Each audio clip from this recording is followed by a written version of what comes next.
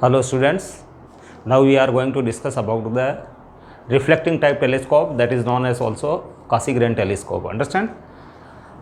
Previous video के अंदर हम बच्चों है जो टेलीस्कोप के बारे में पढ़ चुके हैं, ऐसे telescopes which uses a convex large sized convex lens as their objective lens. Understand? And उस टाइप के जो टेलीस्कोप होते हैं जो कि लार्ज साइज के जो ऑब्जेक्टिव लेंस यूज़ करते हैं, उनके अंदर तब बच्चों है जो इमेज फॉर्मेशन के अंदर कई तरह के डिफेक्ट आते हैं, जैसे spherical aberration, chromatic aberration and many other type distortions are takes place in the image formation by such large sized convex lens. Understand? As an objective. तो बच्चों इस टेलीस्कोप के अंदर है जो बच्चों ऑब्जेक्टिव लेंस के प्लेस पे हम यूज़ करते हैं एक लार्ज पैराबोलॉइड है जो कॉनकेव मिरर. अंडरस्टैंड? अब बच्चों सबसे पहले क्वेश्चन ये है कि जो आपका जो रिफ्लेक्टिंग टाइप का कासीग्रेन टाइप का टेलीस्कोप जो बना है वो बच्चों उन सभी ये जो ड्रॉबैक्स को रिमूव कर देता है जो हमारे पास रिफ्रैक्टिंग, यानी जो आपका इन जनरल जो टेलीस्कोप है which uses a lens as an objective, उसको रिप्लेस किया गया है बच्चों रिफ्लेक्टिव टाइप के टेलीस्कोप से. तो उन सब की ये जो ड्रॉबैक्स जो है उनको दूर कर देता है वो रिफ्लेक्टिंग टाइप टेलीस्कोप में जो भी है जो इमेज फॉर्मेशन में ड्रॉबैक्स आती है या उसको मैन्युफैक्चर करने में जो ड्रॉबैक्स आती है उनको रिमूव कर देता है ना. That is the reflecting type telescope, Cassegrain telescope. तो बच्चों सबसे पहले तो हम है जो उन्हीं चीज़ों को डिस्कस कर लेते हैं कि what are the drawbacks of the refracting type telescope. Understand? The drawbacks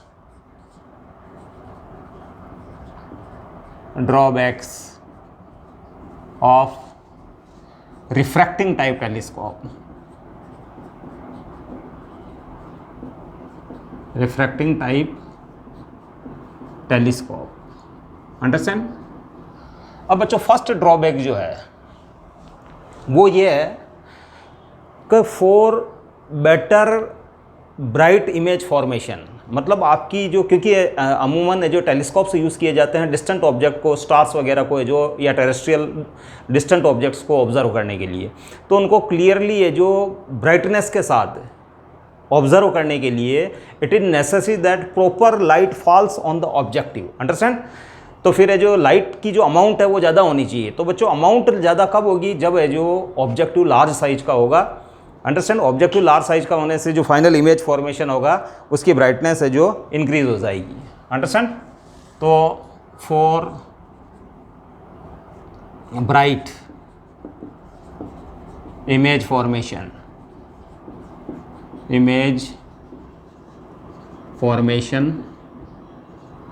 objective must be large in size, यानी उसका ऑब्जेक्टिव का जो डायमीटर है वो लार्ज होना चाहिए. अंडरस्टैंड? सेकेंड ड्रॉबैक जो है for better resolving power,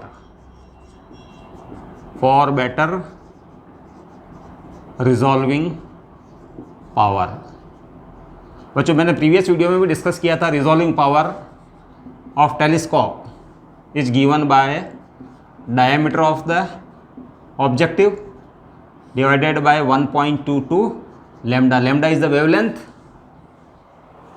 by which the object is illuminated. यानी ऑब्जेक्ट है जो वाइट लाइट से इल्यूमिनेटेड है तो it is the wavelength of white light. It means the it is the mean wavelength मतलब yellow colour की wavelength को आप है जो यहाँ पुट कर सकते हो. डायमीटर के ऊपर डिपेंड करता है. अब रिजॉल्विंग पावर क्या, उसका एक आइडिया दिया था मैंने. रिजॉल्विंग पावर है वेव ऑप्टिक्स का पार्ट है कि जब डिस्टेंट ऑब्जेक्ट जैसे दो स्टार्स जो कि जो नियर बाय है उनको अगर अपन ऑब्जर्व कर रहे हैं तो ध्यान रखना कि वो नियरली सेम डायरेक्शन में.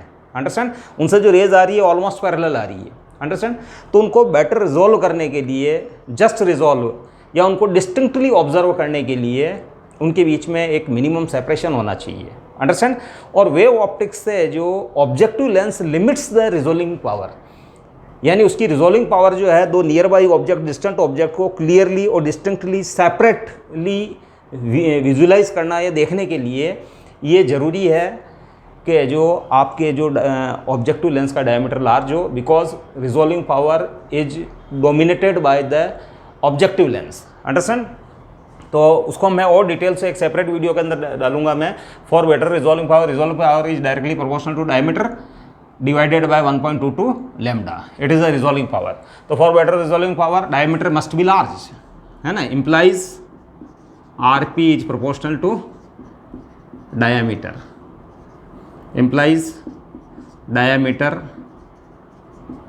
वो लार्ज होना चाहिए, should be large, understand. Third drawback जो है कि लार्ज साइज के ऑब्जेक्टिव लेंस, कॉन्वेक्स लेंस को बनाने में बच्चों है जो ध्यान रखना का बहुत प्रॉब्लम आती है, अंडरस्टैंड। उसकी मैन्युफैक्चरिंग है जो इतनी इजी नहीं है, जो उसके अंदर है जो उसके म्यू को यानी उसके एब्सोल्यूट रिफ्रैक्टिव इंडेक्स को है ना यूनिफॉर्म रख सके, understand, all over the volume, क्योंकि वो लार्ज साइज का होता है और वो हैवी भी काफ़ी होता है, अंडरस्टैंड। और उसको है जो होल्ड करना भी बहुत है जो प्रॉब्लमेटिक है बच्चों। होल्ड करना है तो उसकी रिम पे वहाँ होल्ड किया जा सकता है, अदरवाइज अगर आपने बैक साइड से कोई प्लेट्स वगैरह लगा के उसको होल्ड करने की कोशिश की ट्यूब के अंदर, टेलीस्कोप की ट्यूब के अंदर, तो it will obstruct the light, so image will be fainter, understand.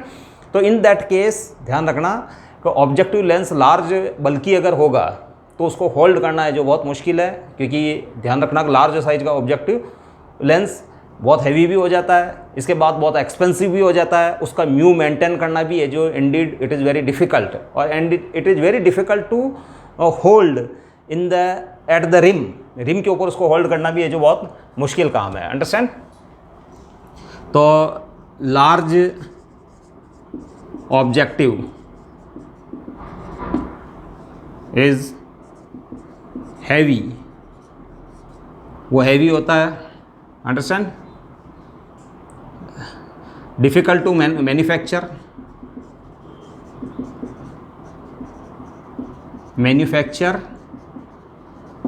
and indeed hard to hold at its rim, उसकी रिम के ऊपर उसको होल्ड करना है जो बहुत मुश्किल होता है, understand, and expensive also, expensive also. तो these are the drawbacks of, ये ड्रॉबैक्स है बच्चों टेलीस्कोप, रिफ्रैक्टिंग टाइप का टेलीस्कोप जो ऑब्जेक्टिव के लिए convex large convex lens use करता है, तो उसके जो उनके अंदर ये ड्रॉबैक्स होते हैं। इसके अलावा है जो fourth, a large sized objective gives chromatic aberration, chromatic aberration of image, of aberration of image, है ना। इमेज एक्चुअल में है जो आपकी कलर्ड एंड ब्लड होगी बच्चों,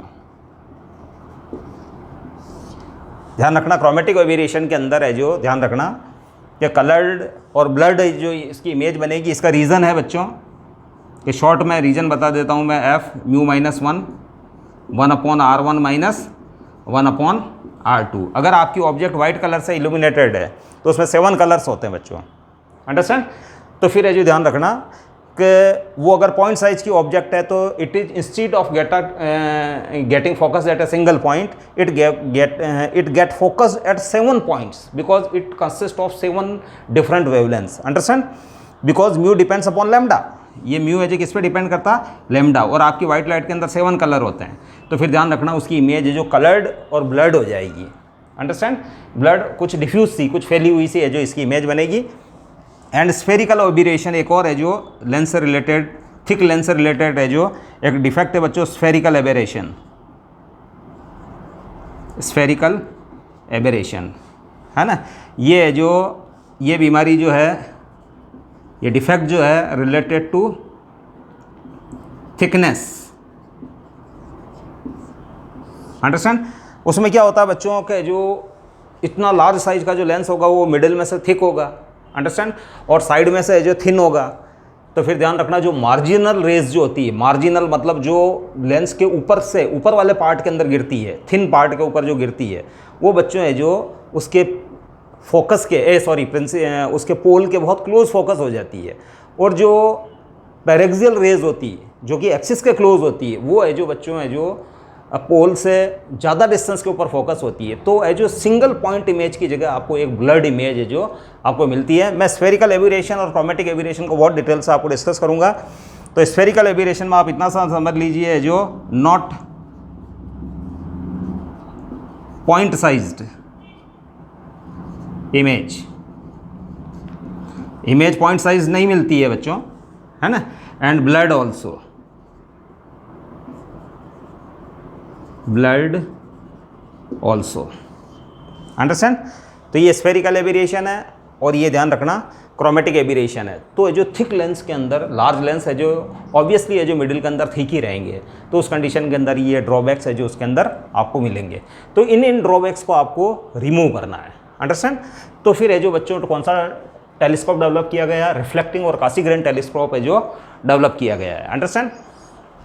now we are going to discuss about the theory of the reflecting type telescope.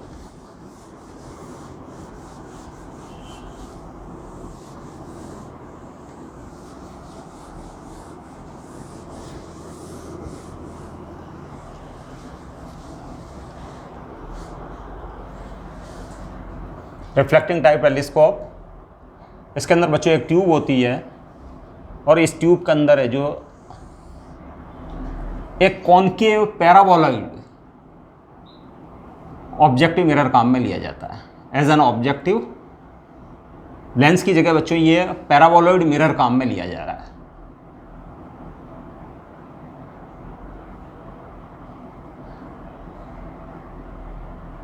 Understand.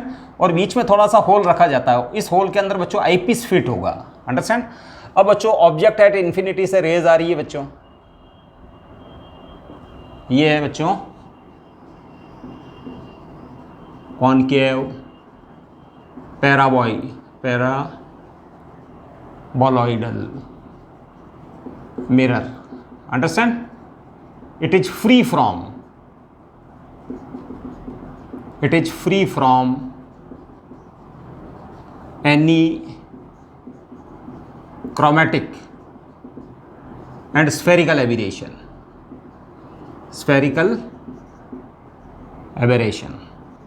Understand. यानी chromatic और स्फेरिकल एबेरेशन की जो डिफेक्ट है वो इसके अंदर नहीं आ पाएगी, क्योंकि ये कॉनकेव है जो आप पैराबोइडल है जो मिरर काम में ले रहे हैं। मैं जब डिटेल से आपको जो बताऊंगा क्रोमेटिक और स्फेरिकल एबेरेशन के बारे में, तो उस समय जो मैं पैराबोलॉइड मिरर का रोल भी बताऊंगा कि उसके अंदर है जो ये डिफेक्ट है जो नहीं होता है, अंडरस्टैंड। तो the rays are coming from infinity, that's why they are parallel. Now they falls on this large concave paraboloid mirror, understand. और बच्चों है जो लेट है जो इसका प्रिंसिपल फोकस जो है यहाँ है, इस साइड में ये है, it is the principal focus.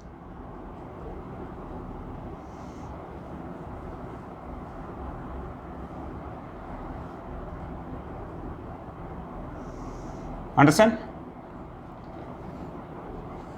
अब बच्चों हमारे पास ऑप्शन है कि या तो हम यहां क्या करें, आईपीस को यहां लगाएं, understand.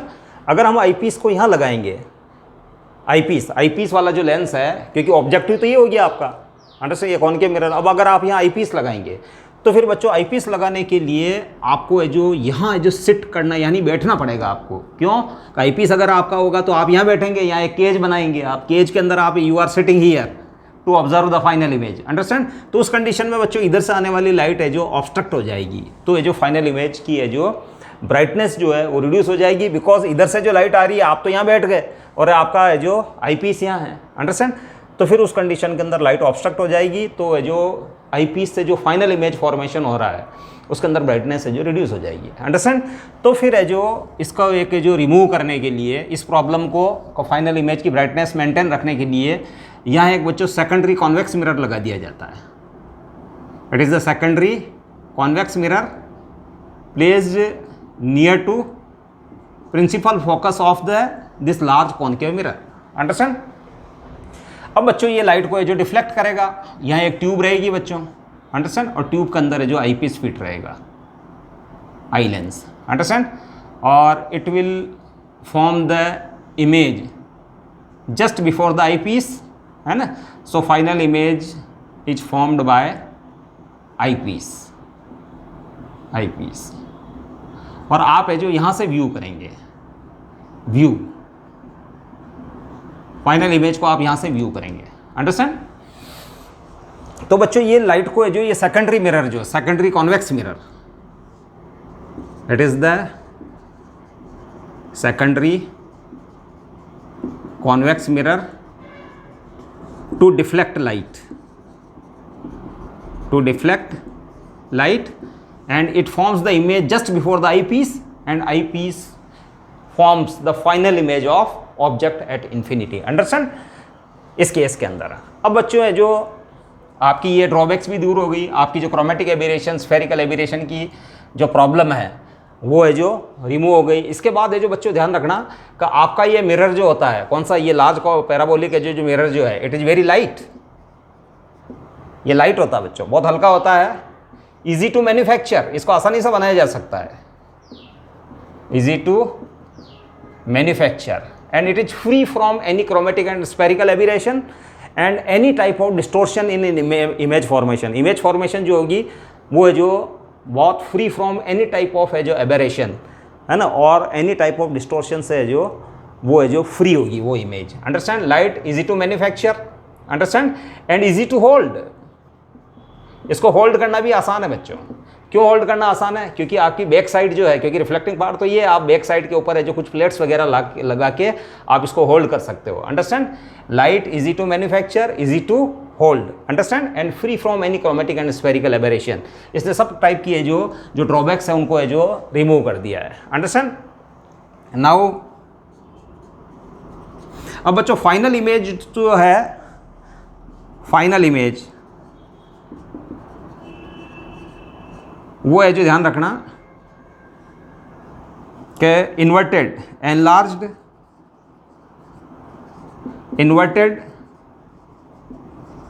With respect to object होगी, विद रेस्पेक्ट टू ऑब्जेक्ट होगी।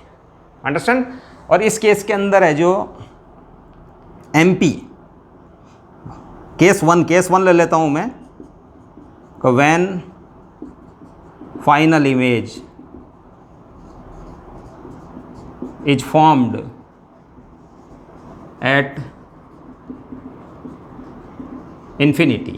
फाइनल इमेज तो बच्चों यही बनेगा आई पीस। अंडरस्टैंड? तो final image is formed at infinity, तो मैग्नीफाइंग पावर जो हो जाएगा MP that is -FO upon FE। Understand? अब बच्चों यहाँ FO जो है, but FO equal to R/2। R है जो रेडियस ऑफ कर्वेचर है बच्चों, radius of curvature of mirror, radius of curvature of mirror. और FE is the focal length of eyepiece, focal length of eyepiece. Understand? Focal length of eyepiece. अगर हम case 2 discuss कर लें, when final image is formed at least distance of distinct vision,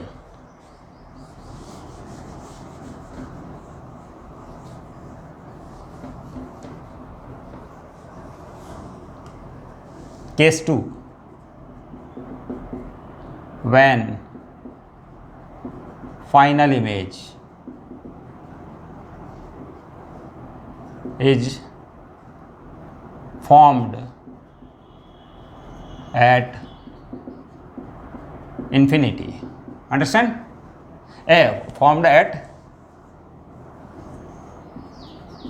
least distance of distinct vision या distance of comfortable viewing, least distance of distinct vision, that is V equals to -D, that is -25 centimetre. Understand? तो उस case के अंदर है जो बच्चों magnifying power जो होगी MP that is -FO upon FE 1 + FE/D। Understand? उसका फॉर्मूला यही रहेगा। बस बच्चों चेंज जो आया है वो यही आया है कि आपके रिफ्रैक्टिंग टाइप के टेलीस्कोप के अंदर, जिसके अंदर है जो लार्ज ऑब्जेक्टिव कॉन्वेक्स लेंस आपको यूज़ करना पड़ता था, उसके अंदर है जो many type of drawbacks are available in that large sized convex lens. है ना. In order to remove all this drawbacks we use a concave paraboloid reflector, understand.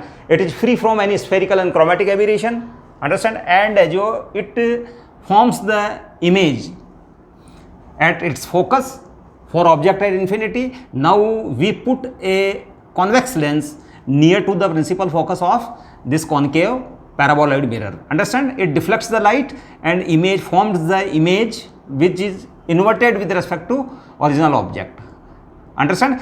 Sorry, which is erect with respect to original object. और ये erect, यहाँ जो image बनेगी बच्चों, ये erect image बनेगी, इरेक्ट. ये इसके लिए जो इंटरमीडिएट इमेज है जो इसकी यहाँ बन रही है, इस ये ऑब्जेक्ट है इसके लिए. It is object. किसके लिए? इस वाले मिरर के लिए ऑब्जेक्ट है. इसकी इमेज जो इसने बनाई है यहाँ इमेज, ये इसके लिए ऑब्जेक्ट है बच्चों, फाइनल इमेज के लिए, अंडरस्टैंड. तो ये बच्चों है जो क्या होगी, इरेक्ट. ये इमेज जो है इरेक्ट, अंडरस्टैंड. लेकिन ये बच्चों है जो इन्वर्टेड इमेज है, क्योंकि आपको पता है कि जो कॉनकेव मिरर यहाँ इन्वर्टेड बनाता है, इन्वर्टेड की ये इमेज इरेक्ट इमेज बनाएगा.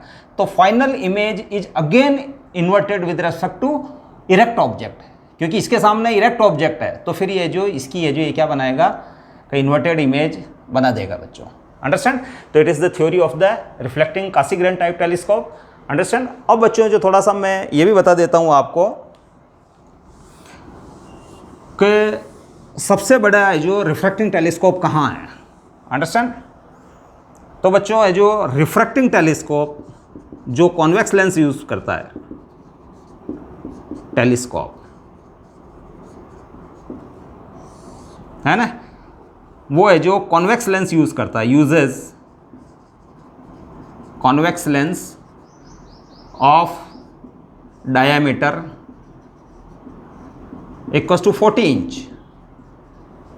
40 inch,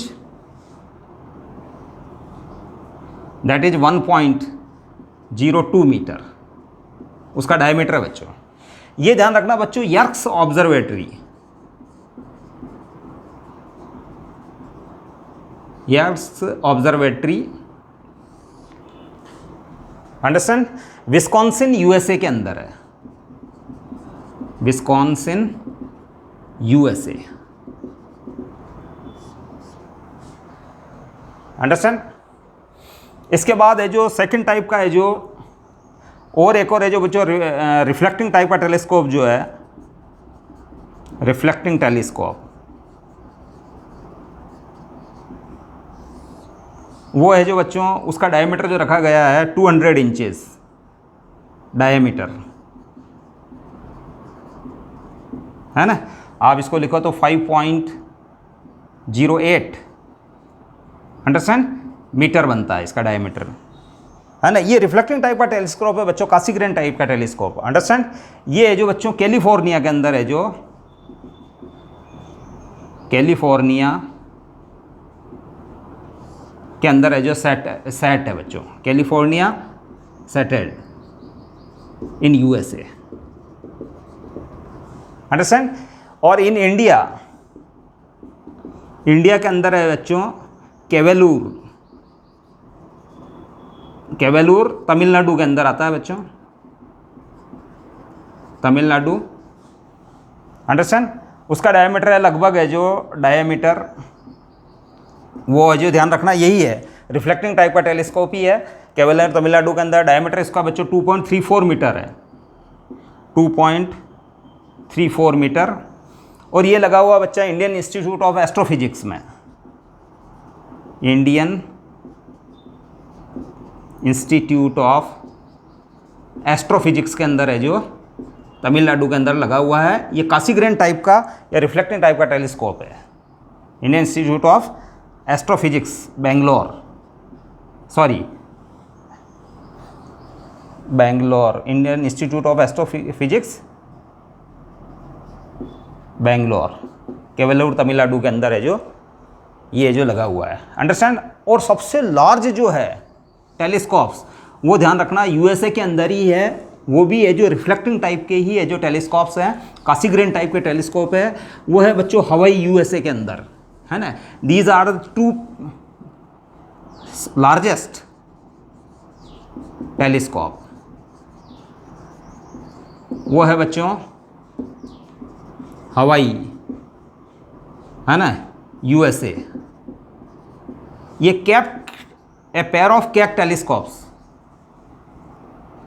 A pair of telescopes है कॉल्ड केक टेलीस्कोप। अंडरस्टैंड?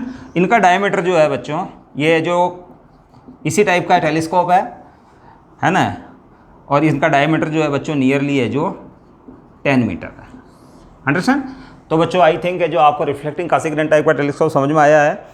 आपको इसको समझने से पहले सबसे पहले आप ये ध्यान में रखें कि आपका जो रिफ्रैक्टिंग टाइप का टेलीस्कोप है जो कि लार्ज साइज का ऑब्जेक्टिव काम में लेता है, उसमें क्या क्या ड्रॉबैक्स होती है। फिर उसी आउटलाइन के ऊपर है जो उनको रिमूव करते हुए, उनकी ड्रॉबैक्स को रिमूव करते हुए ये वाला टेलीस्कोप बनाया गया है। अंडरस्टैंड? ये है जो बच्चों कासीग्रेन टाइप का टेलीस्कोप कहलाता है। अंडरस्टैंड? और बच्चों एक न्यूटोनियन टेलीस्कोप और होता है, उसमें जो इस मिरर के प्लेस के ऊपर है जो बच्चों प्लेन मिरर लगा रहता है 45 डिग्री पे इंक्लाइंड, और बच्चों आई पीस लगा रहता है यहाँ, मतलब इसकी प्रिंसिपल एक्सिस तो इस मिरर की ये है, लेकिन ये जो ध्यान रखना कि यहाँ आई पीस लगा रहता है इस जगह, अंडरस्टैंड? वो है जो न्यूटोनियन टेलीस्कोप कहलाता है। तो it is all about the Cassegrain telescope. I think this will be suitable for you and just enough for 12th and some competition level. Thank you.